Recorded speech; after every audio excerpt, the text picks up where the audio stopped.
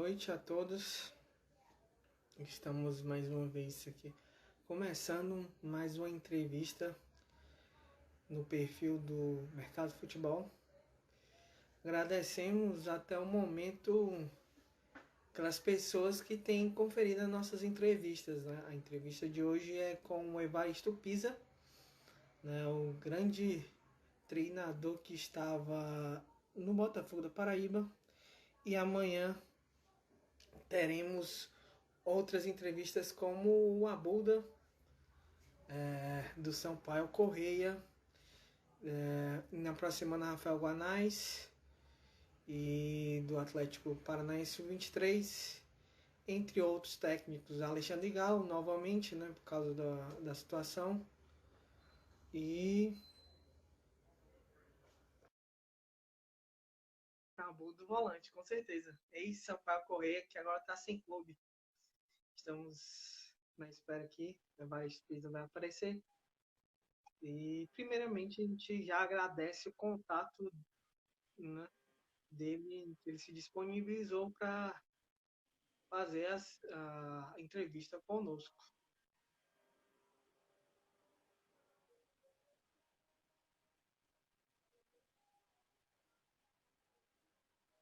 Outras entrevistas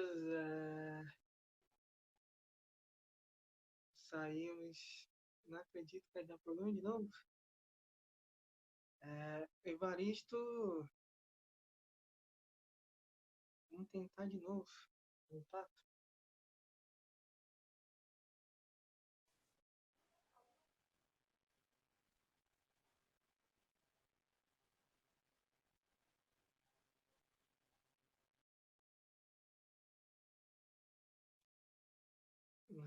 Não, não entendi aqui. Tenta, se o Evaristo estiver ainda na live, tenta o contato por si só, que eu acho que pode dar certo.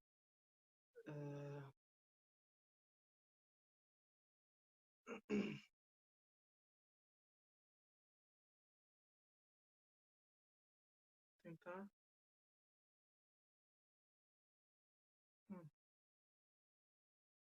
Aqueles problemas de sempre das lives. Só complementando, para a semana tem o Daniel Paulista, o Rafael Guanais, do Atlético 23 e do Esporte, do Recife. Alexandre Galo, anteriormente a gente fez entrevista com ele, mas não deu certo, problemas técnicos, e a gente já passou para sexta. E tem o Gilson Kleina, tá sem clube, né? Gilson Kleina, que estava na Ponte Preta, e eu vou fazer essa entrevista na terça-feira. Vamos tentar de novo.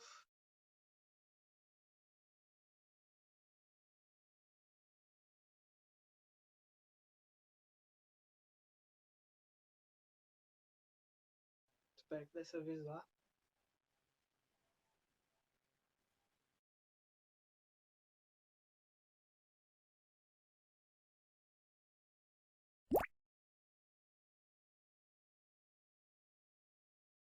Sim, com certeza.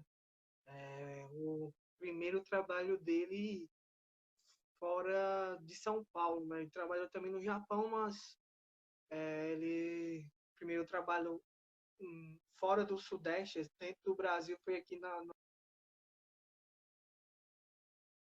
comentou um pouco, vai comentar um pouco que ele fez 36 vitórias em 3 anos, né? E ele fez um bom papel mesmo, e a gente vai comentar um pouco sobre a trajetória dele. Hum,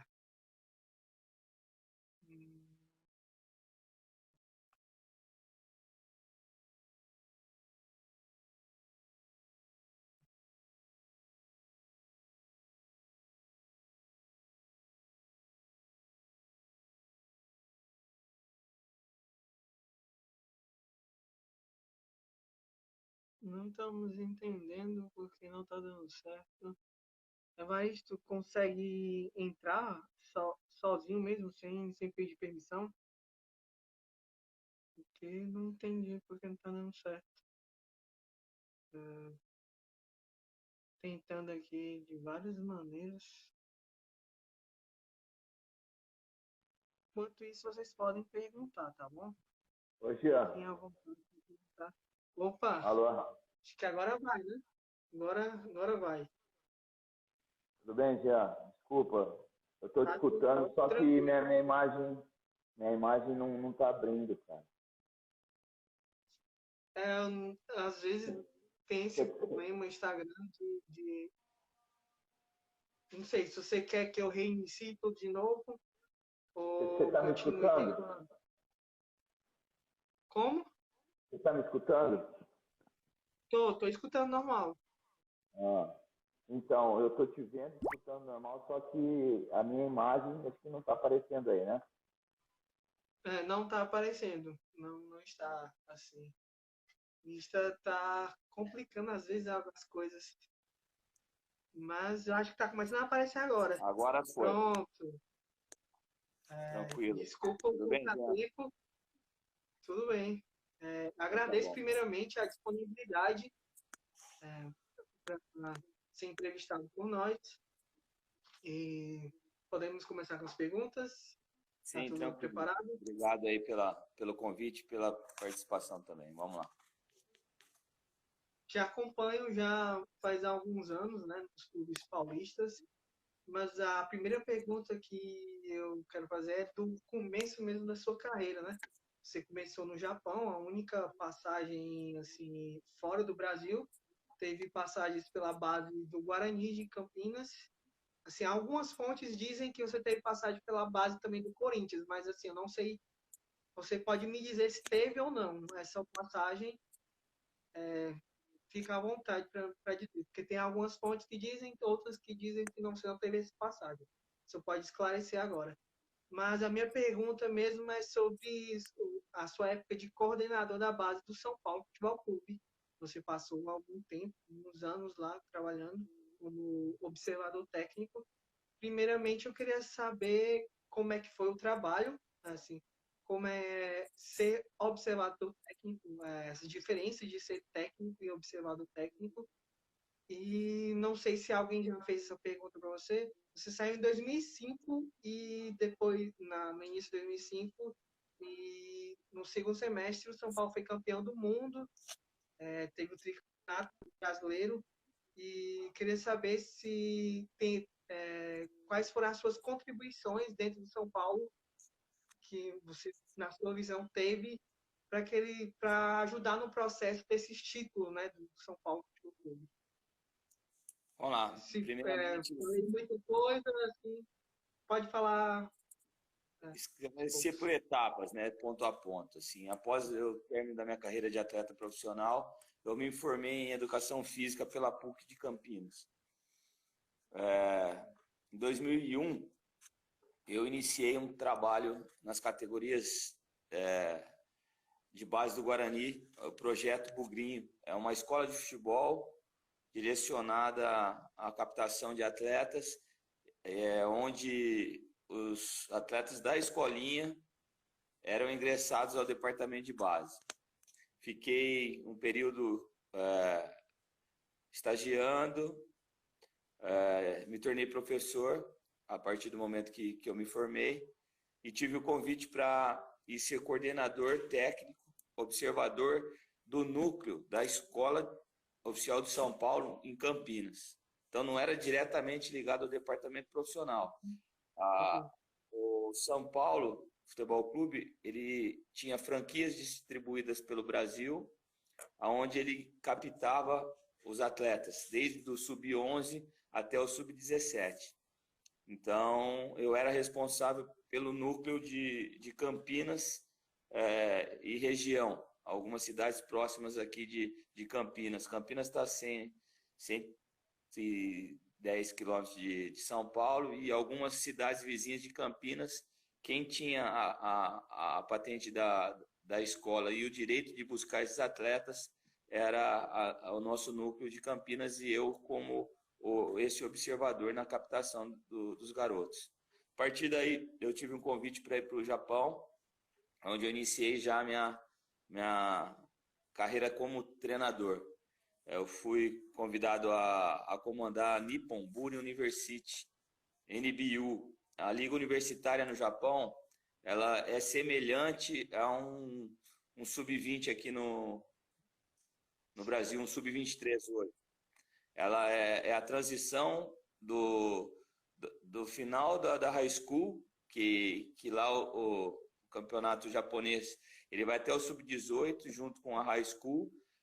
As equipes direcionam os atletas para as faculdades e acompanha durante 4 anos esses atletas para que eles retornem ao clube. E esse campeonato universitário, ele tem competições no Japão Nacional que entra a primeira divisão, a J-League, a J2, o campeonato universitário num sistema de mata-mata, como se fosse uma Copa do Brasil. E então eles dão muita ênfase à liga universitária e à formação não só do atleta, mas também do ser humano, né? Então foi uma experiência muito boa para mim e retornei ao Brasil, no Paulínia Futebol Clube, onde é um clube, hoje ele tem o CNPJ ainda, mas ele está em licença. O Paulínia era um clube formador de São Paulo, ele tinha como princípios formar, hoje de nome ali que vem figurando nas equipes do futebol de mais expressão, tem o Fabinho no Liverpool, o Gabriel no Corinthians, entre outros. Então era uma equipe que priorizava isso. É uma cidade muito próxima de Campinas, 10, 12 quilômetros de Campinas. E aí eu comecei no Sub-17 do Paulínia e auxiliar do profissional. Em 2010 eu tive a oportunidade de assumir o profissional do Paulínia.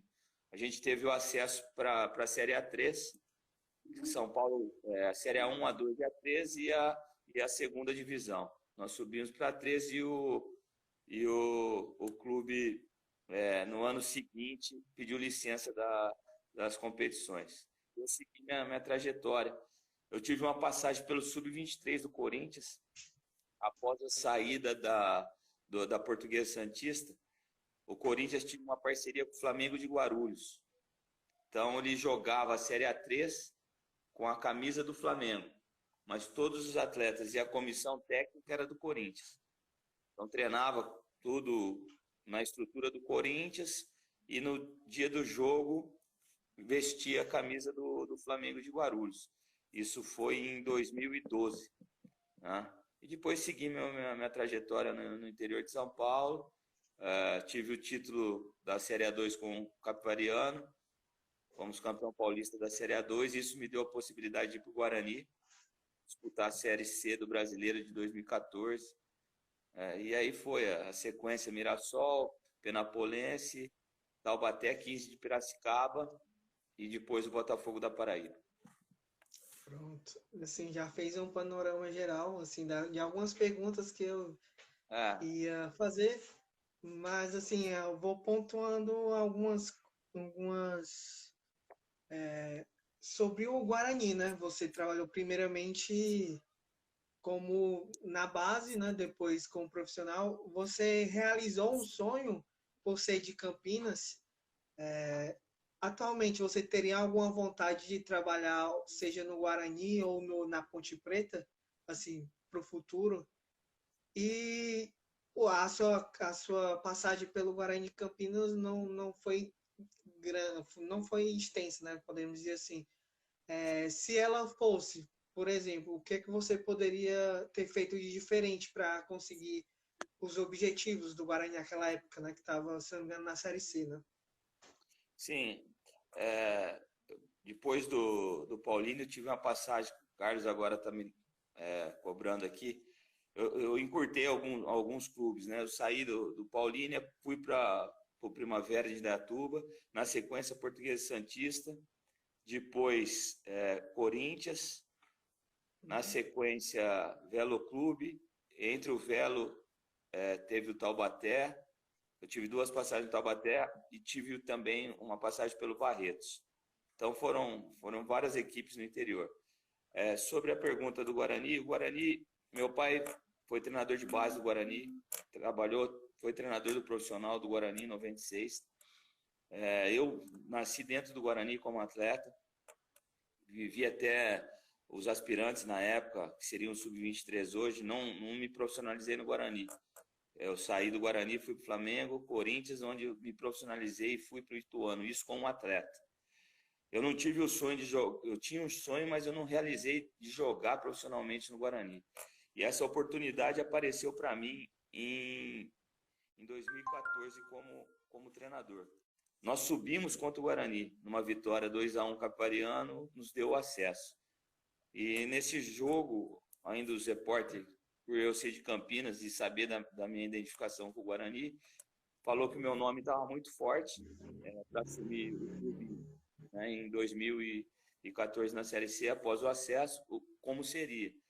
Falei, muito emocionado, comemorando o acesso do Capariano. Falei, se for concretizar essa situação, para mim é muito gratificante. Eu falei, como seria a apresentação do Pisa no Guarani? Falei, era capaz de eu cantar o hino na coletiva. Então, para mostrar a raiz que eu tinha, minha infância toda, minha formação, eu tive a formação na escola, a alfabetização, mas a vida, o que me ensinou tudo foi o Guarani. A nadar, a brincar, a correr, a bagunçar, enfim.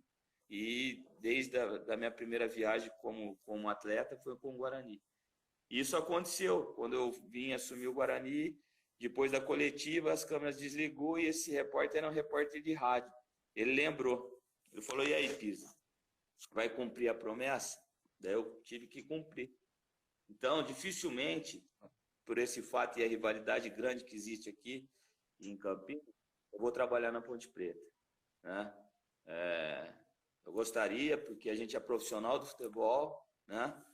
Se tivesse um convite, eu seria profissional, como eu sou em todas as equipes que eu passo, mas eu sei que isso talvez é impossível pela questão, né, que ocorreu na minha apresentação no Guarani. E o Guarani foi um momento muito difícil do clube. Acho que foi o momento mais difícil desses últimos aí, foi o ano de, acho que se eu não me engano, 2011, com o Giba, né, que faleceu. Foi um momento que ele abraçou o projeto ali e os jogadores com ele. Depois ele deu uma reorganizada. Em 2014 ele teve um momento de uma dificuldade financeira muito grande, que culminou até com a renúncia do presidente que me contratou, o Álvaro Negão, e eu toquei o projeto até a 12ª rodada. Eu fiquei 12 rodadas do Brasileiro. A gente,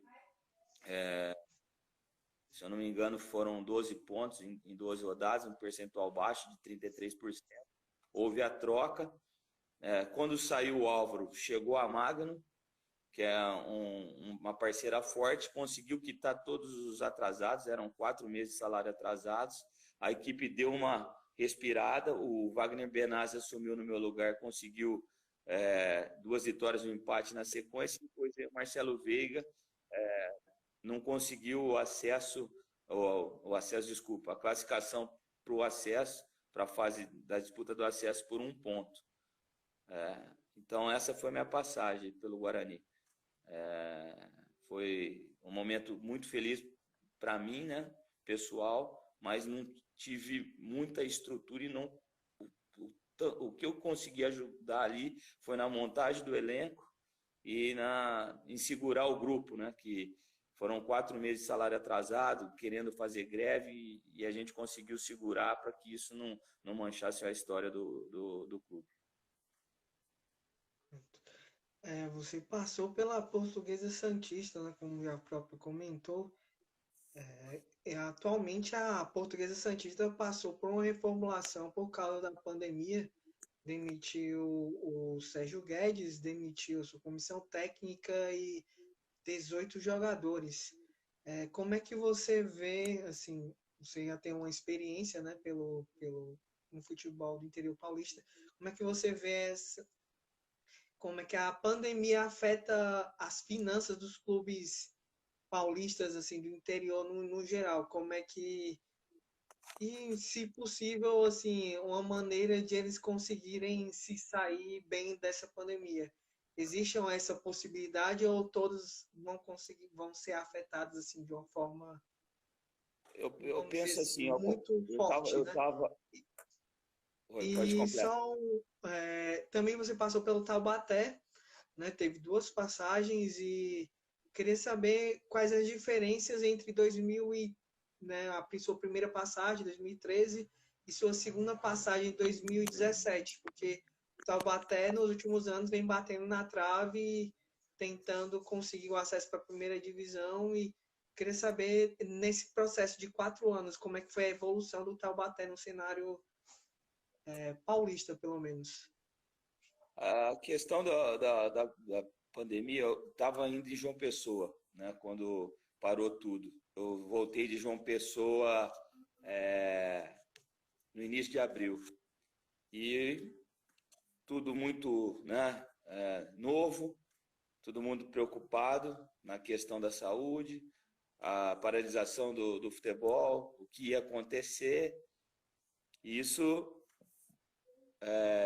começou a mexer e tirar talvez o conforto de alguns clubes ali em pensar como seria, né? Alguns termos de contrato, principalmente em São Paulo. Daí eu cheguei em São Paulo, alguns clubes que contrataram que não tem calendário anual, só tem calendário até abril, fez contrato com os jogadores até abril, como vai ser a sequência.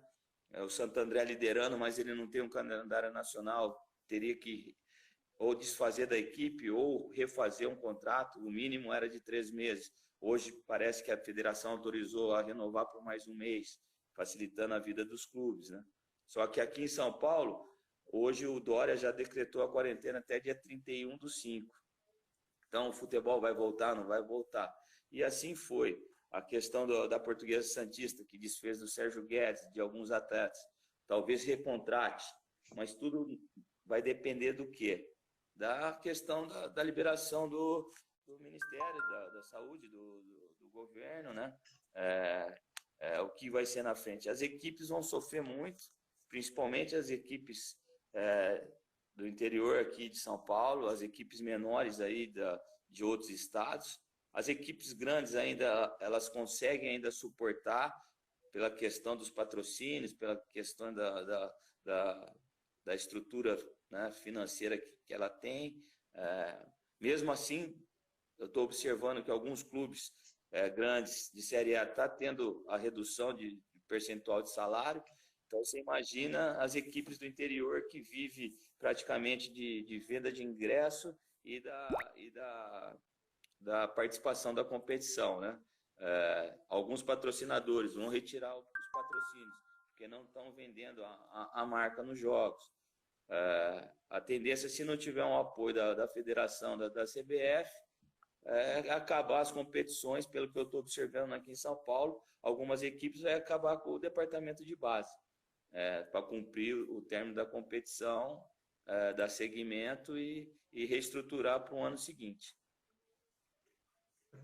Só um adendo, assim, alguma das suas equipes que você passou, como o Guarani de Campinas, mesmo na Série B do Brasileiro, teve alguns jogadores que não renovaram o contrato, o caso ainda do Badi, do Júnior Todinho, que estavam fazendo muitos gols, né, no Campeonato Paulista e por causa dessa pandemia, desse contrato menor, ainda há algumas indefinições, né?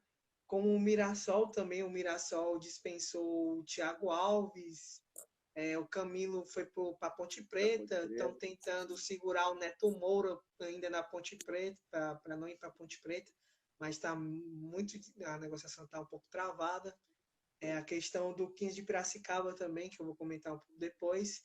Daniel Costa, Caio Mancha, jogadores assim com certo renome no cenário nacional também já possivelmente não deverão renovar o contrato, né, até essa pandemia Sim. terminar. Vamos seguindo aqui. Você teve Deixa eu só passagens aqui completar, você me falou do Taubaté, né? Eu não mencionei o Taubaté. O Taubaté eu tive 4 jogos na Copa Paulista de 2013. Era uma equipe que eu fui para acabar a competição, ela já estava fora, sem chance, mas a gente já ia para iniciar um trabalho para o ano seguinte. Então, ia fazer esses 4 jogos e ia iniciar o planejamento para o ano de 2014. Só que eu tinha uma questão no contrato, se houvesse um convite de uma equipe de uma divisão acima, eu poderia sair. Então, eu fiz esses 4 jogos e após o término da competição, eu tive o convite do Capivari. Aí eu fiquei fazer a Série A2. Foi o ano que o Capivari foi campeão em 2014. O Taubaté, em 2015, conseguiu o título da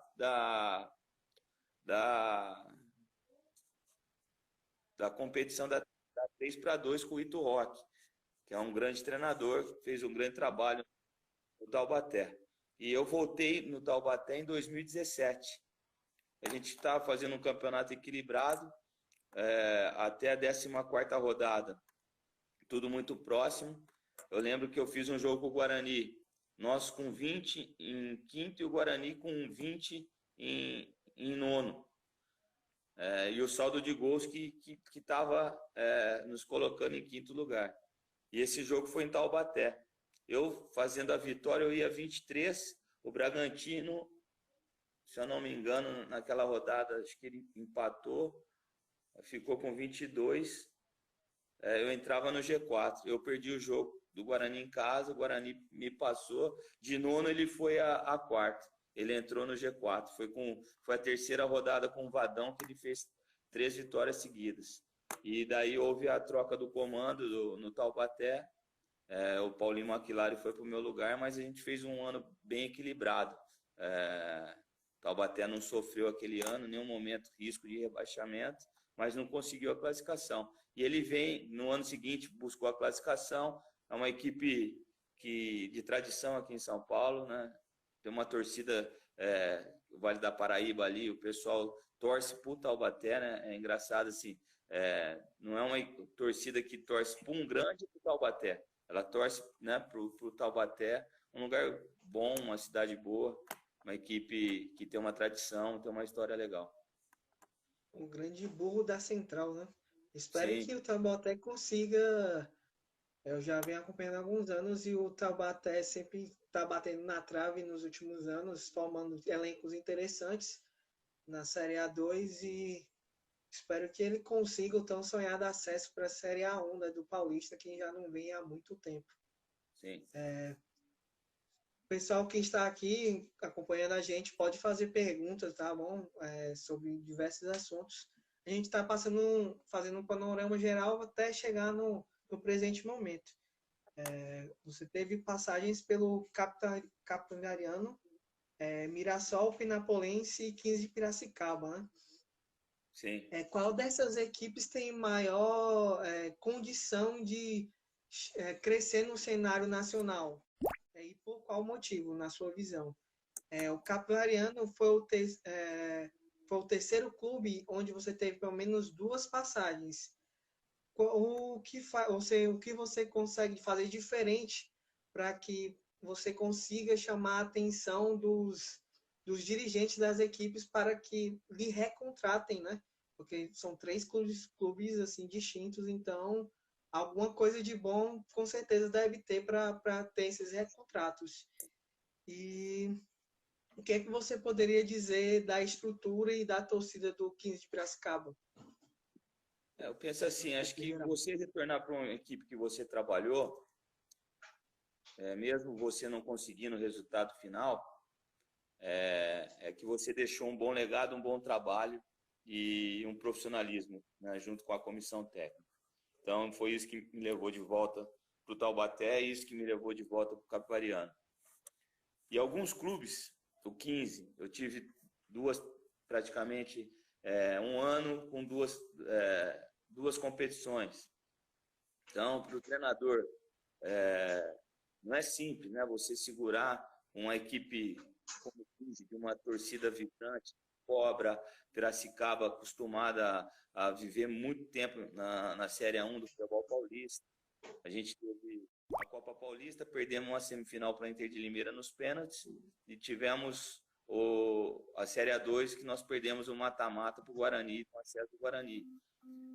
Você conseguir desenvolver um ano de trabalho é por causa do profissionalismo. Isso ocorreu também no Mirassol. Eu fiz a Série A2 no Mirassol em 2015. A gente não subiu em 2015. Eu ia ter o segundo acesso seguido, consecutivo. Eu fui campeão com o Capivariano em 2014. Em 2015, eu cheguei em quinto com o Mirassol e não subi no saldo de gols. O Água Santa chegou com o mesmo número de pontos, 35, com saldo de 4, e o Mirassol ficou de fora. E eu estendi a Copa Paulista, a gente perdeu o mata-mata das quartas de final para o Ituano. Daí eu optei, foi talvez ali um momento que eu tive a possibilidade de voltar para o Capivariano na Série A1. Eu tive um convite e eu optei em arriscar, né? Sair do Mirassol, que estava num projeto sólido, e vim trabalhar numa competição que eu não vinha ainda, não tinha trabalhado anteriormente. Hoje, talvez, eu achei que naquele momento era importante, mas talvez hoje, com a experiência, eu não faria o que eu fiz. Eu me arrependo de ter deixado o comando do Mirassol e ter vindo para dirigir o Capivariano. Eu vim para o Capivariano, tentei fazer o meu melhor, que eu fiz em 2014, mas as dificuldades eram muito grandes. Era o segundo ano do Capivariano na Série A1 e a gente tentou se organizar, se estruturar, mas a gente não conseguiu dar uma sequência. Foram 4 jogos, eu tive 3 jogos fora de casa, dos 4.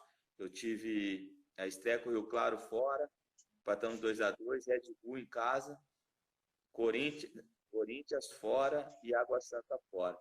Os resultados não vieram e houve a troca do comando, eu saí, o Roberto Fernandes foi para o meu lugar. E a sequência da pergunta,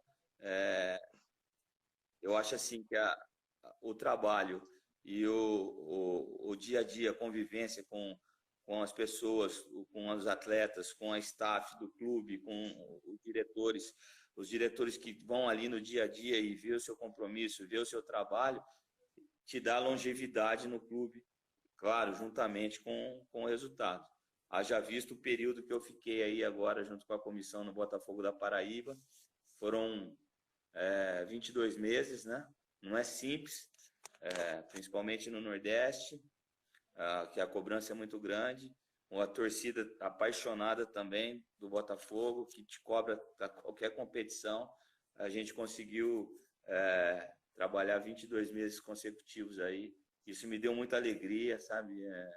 A gente se sente valorizado em conduzir por todo esse período uma equipe grande como é o Botafogo. Deixa eu olhar aqui. Vamos lá, eu vou dar oportunidade aqui para o pessoal, né, das perguntas do pessoal. Já chegamos aqui na parte do Botafogo da Paraíba, então acho já razoável fazer essas 3 perguntas que teve no decorrer da live. Okay. Você considera o Botafogo da Paraíba o seu maior desafio na carreira? Se não, caso não, qual foi o maior desafio da sua carreira? Segundo, teve uma pergunta aqui sobre o Breno. Deixa eu ver aqui. Sobre a eleição do Botafogo da Paraíba, né? O presidente atualmente é o Sérgio Frota. Perguntaram aqui se o Breno foi eleito. Não sei dizer quem é. Se você voltaria se o Breno fosse o presidente do Botafogo da Paraíba. E terceiro, teve a questão se o Botafogo da Paraíba tem estrutura para chegar à Série B do Brasileiro, que já bateu algumas vezes, né? Infelizmente, principalmente aquele jogo contra o Botafogo de São Paulo e Boa Esporte, no último minuto, um cochilo e acabou perdendo a vaga. E se você também teve um agora, se você tem alguma proposta do futebol paraibano, né? Seja de voltar para o Botafogo, seja 13, seja Campinense ou outro. Fica agora de Assim, vontade. acho que o Botafogo foi um dos maiores desafios. Eu acho que eu não conhecia o Nordeste, sabia que o Botafogo tinha uma história muito grande, era uma equipe que vinha estruturada e cheguei no momento onde houve a troca do Leston Júnior, na virada do turno de 2018. A equipe ela figurou no G4 até a sexta ou sétima rodada e na sétima, oitava e nona ela deu uma queda e ela ficou com 11 pontos na oitava colocação, próxima da zona de rebaixamento, mas não distante da zona de classificação. Então a gente tinha que abraçar o projeto e buscar fazer o nosso melhor. Então foi um desafio muito grande, por não conhecer o estado, era tudo muito novo. Quando nós chegamos, houve um pouco da rejeição por não saber quem era o Evaristo Pisa, a comissão que estava chegando. Eu fui com o auxiliar, o Thiago Carpini, hoje é o treinador do Guarani, era meu auxiliar na época, e o Cláudio Creato. E aí, aos poucos, a gente foi inserindo nossos conceitos, nossos conteúdos, e tivemos uma estreia contra o Salgueiro, em casa. Fizemos 4 gols nesse jogo, 4 gols anulados, achei um negócio meio estranho, você anular 2 gols e lá, mais 4. Acabou 0-0, saímos contra o Náutico e perdemos na Arena Pernambuco de 2-0. E daí aquela incerteza, aquela dúvida, trouxemos um treinador, um jogo em casa, um fora, um ponto e uma derrota, e tinha confiança e remo fora. A gente sabia que a gente tinha que dar uma resposta rápida e trabalhando forte, trazendo os atletas a entender e acreditar. E daí, contra confiança, nós fizemos um grande jogo, 2-2 lá em Aracaju, e o presidente Zezinho foi fundamental, né, nessa hora. Ele chamou o grupo, abraçou, viu o nível do jogo, viu a evolução do grupo e falou: a partir de hoje a gente não perde mais. A gente vai junto até o final, nós vamos classificar e vamos brigar pelo acesso. E ali, o grupo, acho que com a palavra do presidente e os trabalhos, a gente se fechou. Saímos contra o Remo, empatamos lá no Mangueirão 0-0, e depois a gente teve uma sequência de vitórias e classificamos.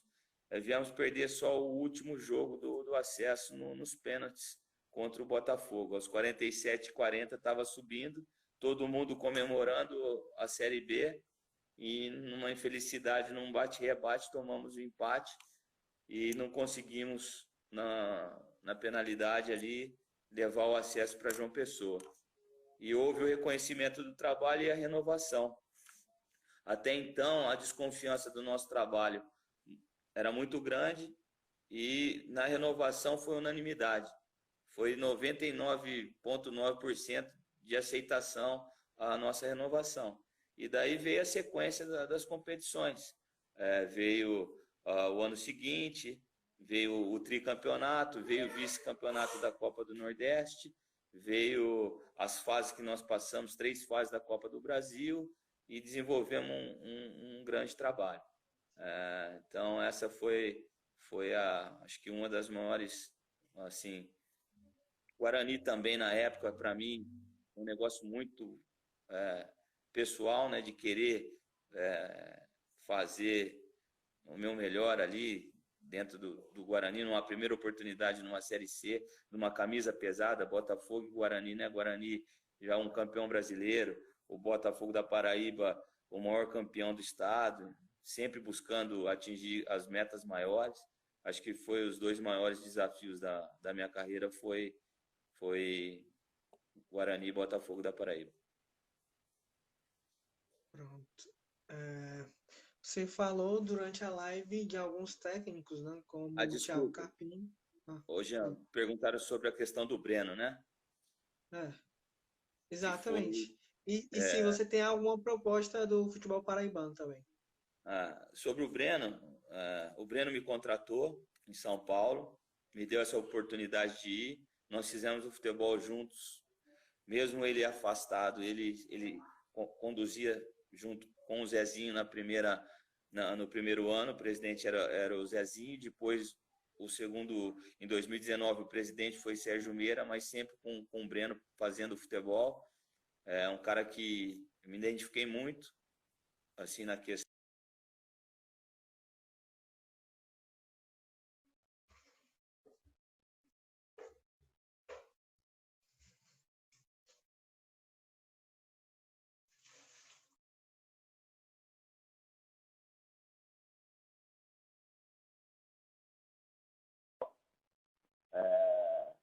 O que eu tenho, assim,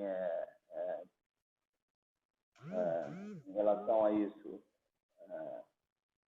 eu convivi depois da saída de Breno com a diretoria atual. Eu tive um respeito muito grande do então presidente, o Sérgio Meira, sempre confiou, porque ele viveu 2019 junto comigo e junto com o Breno. E esse ano, na mudança, as pessoas que entraram não confiaram tanto em mim como o Breno confiava. Entendeu? Então, isso me atrapalhou um pouco.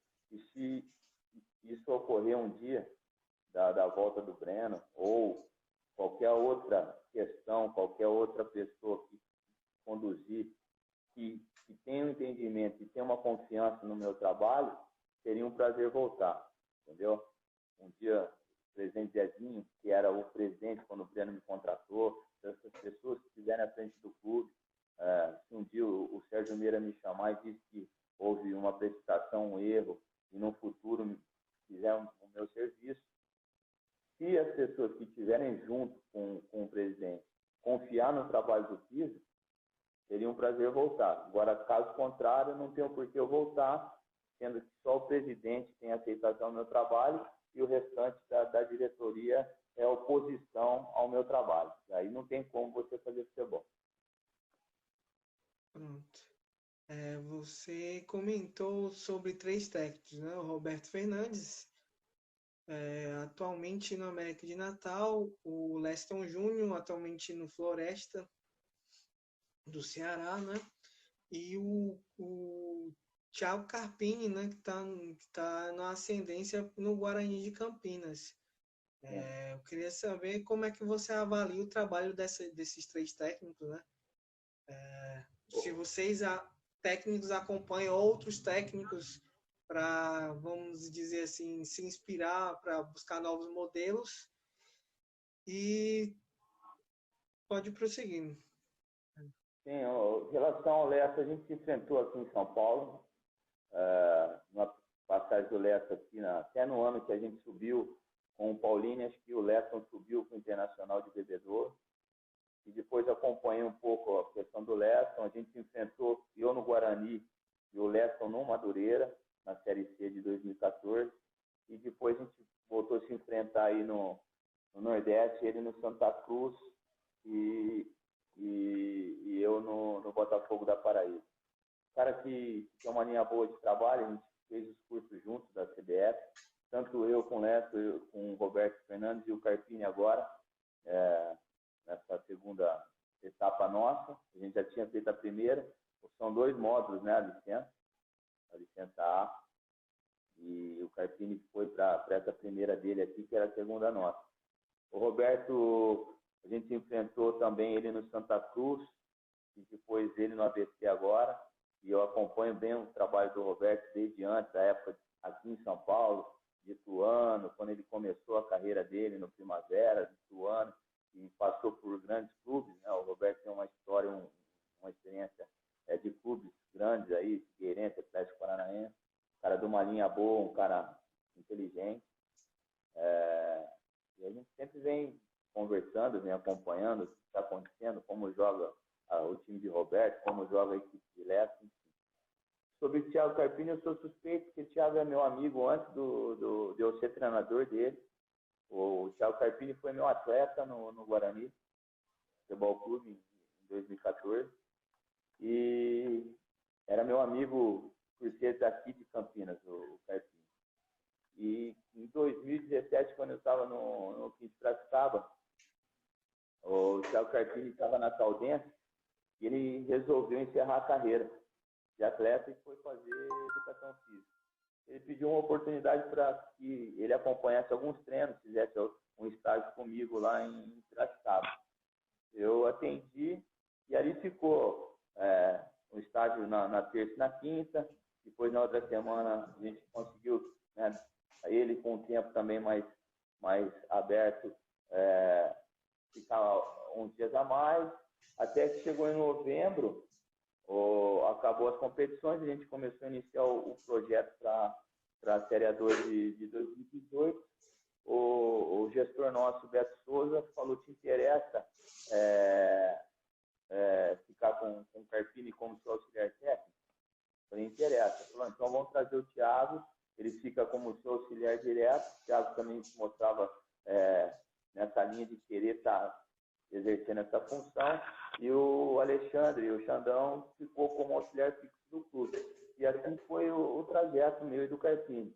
Nós chegamos nesse jogo de acesso contra o Guarani, fomos para João Pessoa, chegamos no mata-mata contra o Botafogo de Ribeirão, tivemos o tricampeonato juntos, estadual, chegamos no vice-campeonato da Copa do Nordeste, e quando iniciou a Série C, ele teve um convite do Fumagalli para vir para o Guarani, como auxiliar do clube. E ele já tinha sinalizado para mim, na época, uma dificuldade, porque ele estava com o Hugo, muito jovem, praticamente um ano completou do nascimento e esse trabalho, a gente lá em João Pessoa. Ele viveu muito pouco o Hugo, a esposa cobrava muito a presença dele. Ele falou: eu preciso ir, independente de ser o Guarani ou não, eu preciso ir por estar com a minha família lá. E agregou de eu poder trabalhar no Guarani. E daí a gente, parceria ali no trabalho acabou, a gente continua amigo, eu acompanhando o processo dele. O que ele fez no Guarani é de aplausos. Quando ele chegou no Guarani, o Guarani tinha 8 pontos, estava com rebaixamento praticamente dado como certo. Alguns treinadores teve o convite para ir assumir, não quiseram pegar. E ele, por ser da casa, né? Roberto Fonseca saiu, ele assumiu. E ali foi dando sequência, conseguiu livrar o Guarani do rebaixamento. E esse ano, a partir daí, ele foi efetivado como treinador. E esse ano ele está fazendo um polizão muito bom. Conseguiu agora o resultado no derby, onde deixa ele muito próximo da classificação, né? E o que eu acho assim, bastante interessante, a questão do Carpini, ele soube abraçar a oportunidade. Eu nunca fui expulso durante todo esse período. Ele nunca teve o comando direto em nenhuma equipe de categoria de base. Ele sempre nessa função de auxiliar. E quando apareceu a oportunidade, ele soube executar bem, né? Então, ele tem muito mérito no que está acontecendo na carreira dele e no momento do Guarani. Pronto. Já chegou aos 50 minutos de entrevista, então a gente vai fazer as últimas perguntas. Primeiramente, eu queria saber... No Fio aí, o Fio que é resenha. O Fio tá estiloso aí para a partida. O Fio foi meu atleta na Penapolense. Hoje ele está no Cruz. Cara que um caráter formidável, um grande goleador. É o maior goleador da Penapolense, da história da Penapolense. E estava fazendo o Brusque, que é um forte candidato a subir da Série C para a Série B. É um time bem organizado, né? Tem uma marca forte por de trás. E nos últimos anos, 5 anos, vem crescendo, evoluindo e possivelmente é um dos grandes favoritos para subir a Série B do Brasileiro. Dá um abraço no Fio aí, na família, na esposa, na filhinha. As últimas perguntas que eu queria fazer existem algumas equipes que funcionam de certo jeito, né? Exemplo, o Santos dizem que é o futebol ofensivo. Agora, tirando o Thiago Nunes, agora era um futebol mais reativo. Como é que você definiria uma linha, vamos dizer, linha editorial para técnico do Botafogo da Paraíba? Tem que ser um técnico ofensivo ou tem que ser um técnico mais defensivo? Também uma curiosidade própria minha é que o Sven-Goran Eriksson, né, foi cogitado para ser técnico das categorias de base do Botafogo, se não me engano, em fevereiro. Você ainda estava lá no clube ainda. Como é que você viu essa questão de, pelo menos em termos de especulação, um sueco, vamos dizer assim, um sueco que treinou seleções como Inglaterra e Nigéria, vir possivelmente ter um contato com um clube nordestino? E para a última pergunta, uma mensagem para os leitores, para quem viu, para quem vai ver, porque eu irei gravar essa entrevista e transcrevê-la, não na totalidade, porque ia demandar um bom tempo, mas parcialmente lá para o site. Já estava combinado lá com a assessoria de imprensa. São essas 3 Legal. perguntas que eu tenho para finalizar. Sobre o Botafogo, o que o Eduardo falou. Varley, sensacional. É um ídolo do clube. Está preparado para a função de diretor. Me ajudou. Eu trouxe ele também no campo como auxiliar técnico. Tanto que na minha saída ele assumiu a equipe interina. É um cara de um carisma muito grande, que todos gostam do Varley, né? Além da história que ele tem no futebol, a experiência que ele tem nos gramados, ele é um cara que tem uma gestão muito boa. Treinador do Botafogo, assim, eu criei uma situação interna de vestiário até repetitivo. O primeiro U tinha que ser nosso. Primeiro chute, primeiro gol, primeiro escanteio. Se a gente não iniciasse assim os jogos jogando no Almeidão, a paixão dos nossos torcedores é tão grande que inquieta e eles começam a vir contrário. Não adianta querer ter um time reativo jogando em casa no Almeidão. Primeiro, que a torcida não deixa. Se tiver um time lento de posse de bola, circulação, que não progrida verticalmente, não tenha velocidade de lado, a tendência é dar errado. Então, é sempre esse princípio que eu busquei trabalhar lá. Tanto que esse ano eu sofri uma pressão que nós mesmos nos colocamos. Porque em 2019, eu tinha uma equipe de muita verticalidade e qualidade técnica que jogava com muita velocidade para frente. E esse ano eu já não tinha os mesmos jogadores com as mesmas características. Então eu tive que, em momentos, baixar uma linha para ser reativo, pela característica dos meus atletas. E a gente trouxe números. Eu saí invicto do estadual e líder da Copa do Nordeste. Só que o 2-1 contra o Náutico não agradou. O 1-0 contra o CSA fora de casa não foi bom. O jogo que eu ganhei em casa contra o Imperatriz não jogou bem, esperou, jogou no erro do adversário. Não que eu quis, é que o grupo mudou. Em 2019 a gente jogou de igual para igual com todo mundo, dentro e fora de casa. Tanto que a gente chegou na final da Copa do Nordeste invicto.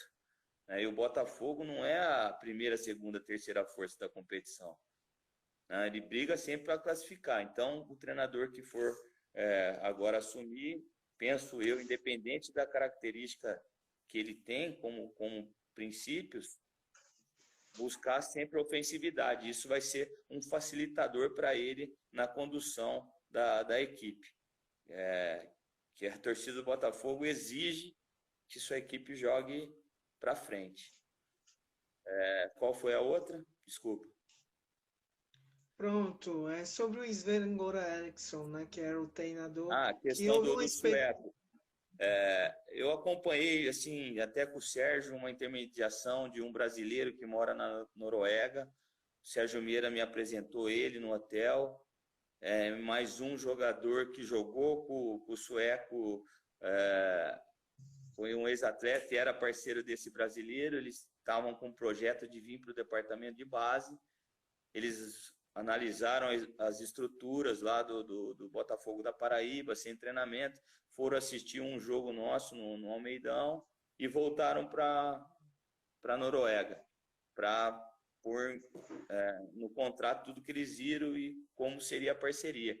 Aí houve a pandemia, eu vim embora e não fiquei por dentro do andamento, o que vai ocorrer. Penso eu, se for uma coisa séria, para um Botafogo da Paraíba, vale a pena. Agora, se for mais um contador de história, né, que intermedia e traz propostas mirabolantes, prometendo muitas coisas e, na verdade, são coisas que no papel é mil maravilhas, mas na hora de desenvolver, tudo que está no papel não transpõe para o dia a dia. É uma furada. Então, tem que ser um negócio muito amarrado para que o clube não prejudique, não seja prejudicado, né? Não se prejudique. Porque o Botafogo é grande. Você não consegue terceirizar a marca Botafogo da Paraíba, dar o clube para o sueco. Primeiro que a torcida não vai permitir isso. O conselho talvez não permita isso, né? Agora, se é um negócio que é ganho para os dois, o clube ganha e a parceria ganha, e todo mundo, né, se entenda e seja bom para os dois, eu acho que tá boa. Mas eu, assim, de longe, eu achei muito estranho, entendeu? Ali, só que eu saí e não consegui acompanhar agora esses desfechos finais aí em relação à parceria. E eu achei estranho o porquê, um exemplo, uma questão de um nome tão grande, né? Buscar um investimento, talvez, não sei valores, mas dependendo questões de valores, tem centros maiores com equipes, né? Talvez com mais estruturada, e daí o Botafogo da Paraíba. Não que o Botafogo não mereça essa busca, mas talvez até por questões regional, São Paulo, Rio, né? Curitiba, ficaria mais fácil essa questão para eles de fora lá, né? Mas se der certo, tomara que seja bom para o Botafogo e para o sueco também. Pronto, no ápice da nossa entrevista já está quase, assim, acho que tem uns 58 minutos. Eu queria agradecer a sua disponibilidade. Eu torci muito pelo Botafogo da Paraíba ano passado para ser campeão da Copa do Nordeste, pelo acesso também. É um time grandioso e que eu quero ver também na Série B, Série A, se possível. Torço muito pelo futebol nordestino, né, como cearense. Sim. E eu sou torcedor do Ceará, então estava torcendo muito pelo Botafogo Paraíba ano passado na final. E eu queria agradecer a disponibilidade. Tinha outras perguntas, mas o tempo não nos permite. Só queria agradecer e se tiver alguma mensagem final, fica à vontade, tá bom? Eu que agradeço também a participação, obrigado pela oportunidade de estar falando um pouco com vocês em relação à minha carreira, às pessoas que entraram na nossa live. Um abraço também, estou vendo aqui o Eduardo, um grande amigo meu, esteve aí comigo em João Pessoa, levei ele para ser um parceiro do Botafogo, antes do sueco. Infelizmente, ele tinha grandes ideias e um projeto muito grande para o Botafogo, acabou que não deu certo. Mas eu tenho certeza que ele vai arrumar uma outra equipe estruturada. E todos que mandaram mensagens, um abraço a todos aí, também sempre na torcida para o futebol nordestino, para o Botafogo da Paraíba atingir o objetivo dele maior agora, que é o acesso à Série B. Obrigado. Boa sorte no novo clube, quando vier depois da pandemia, e a gente sempre está à sua disposição, tá bom? Muito obrigado. Valeu, faltam 8 segundos E a gente vai se Abraço. despedindo aqui da live com o Evaristo Pisa. 나 얼굴 성형했어.